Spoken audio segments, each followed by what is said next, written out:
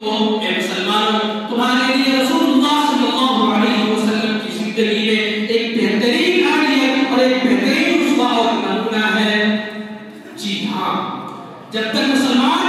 نبی کے طریقے پر تھا تو کامیاب تھا، جب تک مسلمان صحابہ کی اتباع کر رہا تھا تو ہدایت پر گامزن تھا، جب تک مسلمان نبی کے طریقے پر تھا تو دنیا سے طرف کر رہی تھی، جب تک مسلمان قرآن و سنت کی روشنی میں فیصلہ کرتا رہا دنیا اس کے فیصلے کو مانتی رہی، جب تک مسلمان قرآن و حدیث کے خلاف نہیں کیا تب تک مسلمانوں نے تب تک دنیا اس کے قدم بوسی کر رہی تھی۔ لیکن جب مسلمان قرآن کے خلاف عمل کرنا شروع کر دیا، قرآن و حدیث کے فیصلے کو نہیں مانا، صحابہ کرام کی اتباع کو حقیر سمجھا اور قرآن و حدیث کے فیصلے کو جھٹلایا، تو بتلاؤ میرے بھائیوں، وہ قوم ذلت کے گہرگاہ میں نہیں جائے گا اور کہاں جائے گا، یہ ہلاکت برباد نہیں ہوگا اور کیا ہوگا؟ حضور نوجوانوں،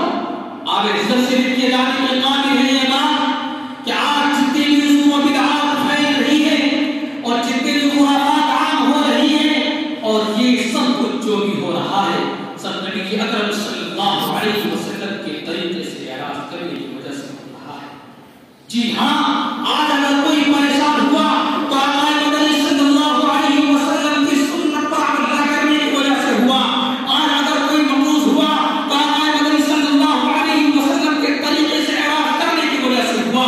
اگر مسلمان پر دوسرے قومیں مسلط ہوئی تو وہ صحابہ کرام کے راز و گردانی کی وجہ سے ہوئی۔ میرے دوستو، مسلمان کو نہیں جس کو حالات بدل دے، ارے مسلمان تو وہ ہوتا ہے جو خود حالات کو بدل دے، حالات کو روح کو موڑ دے، معاشرے کو بدل دے، ان کے حالات کو بدل دے، مسلمان وہ ہوتا ہے۔ اسی لیے سچ کہا ہے، کردار سے بنائیے معیار زندگی،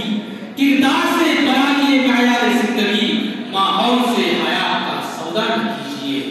میرے دوستو، آج کہا جاتا ہے غیر قومی ترقی پر ہے، تو سنو، غیر قومی ترقی پر کیوں نہ ہو، جبکہ غیر قومیں ہمارے نبی کے ایک ایک طریقے کو اپناتی جا رہی ہے، ہماری نبی کی ہر سنت کو وہ اپنی زندگی کا رسم العین بنا رہے ہیں۔ بڑے بڑے سائنسداں، بڑے بڑے مفکر اور بڑے بڑے سائنسداں سنتوں کے فوائد و کثیرہ کو دیکھ کر ایمان لانے پر مجبور ہو رہے ہیں، لیکن افسوس آج مسلمانوں کے پاس اتنی مہلت نہیں، اتنی فرصت نہیں اور اتنا وقت نہیں کہ وہ مطالعہ کرے، ورنہ تو جدید سائنس اور سنت نبی جیسی کتابوں کا مطالعہ کر کے دیکھو، تم کو ہزاروں واقعات ایسے ملیں گے کہ بڑے بڑے جو ہے ہر ایک دشمن اسلام کسی کے ساتھ نبی پاک صلی اللہ علیہ وسلم کی سنت کو اپناتے جا رہے ہیں۔ میرے دوستو، اللہ کے نبی صلی اللہ علیہ وسلم نے فرمایا فاتقوا الدنیا، دنیا سے بچو۔ آج مسلمان دنیا کے پیچھے پڑا ہوا ہے۔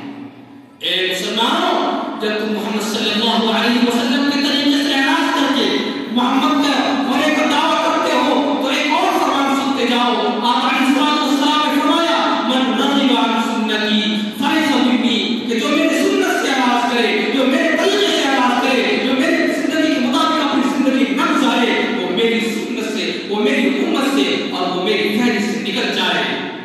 آپ علیہ السلام سے پوچھا گیا، اے اللہ کے نبی، آپ کا عاشق کون ہے، آپ کا محبوب کون ہے؟ آپ نے فرمایا من احب سنتی فقد احبنی، کہ جو میری سنت سے پیار کرتا ہے جو میرا سچا عاشق اور سچا محبوب ہے۔ اس لیے مسلمانوں، آج اگر تم ترقی چاہتے ہو تو اپنے آپ کو صحابہ کے نقش قدم پر ڈھالنا ہوگا، اپنے آپ کو قرآن سنت کا پابند بنانا ہوگا۔ اس لیے اٹھو، قرآن کو پکڑو، سنت نبی کا دامن تھامو، اپنے اندر روح بیانی اور شان فاطمی پیدا کرو، تمہارا زمان عروج اقتدار سے بدل جائے گا، تمہارا مستقبل تم سے اسی کا مطالبہ کر رہا ہے کہ محمد سے وفا پورے تو ہم تیرے ہیں، کہ محمد سے وفا پورے تو ہم تیرے ہیں، یہ جہاں چیز ہے کیا لوہ قلم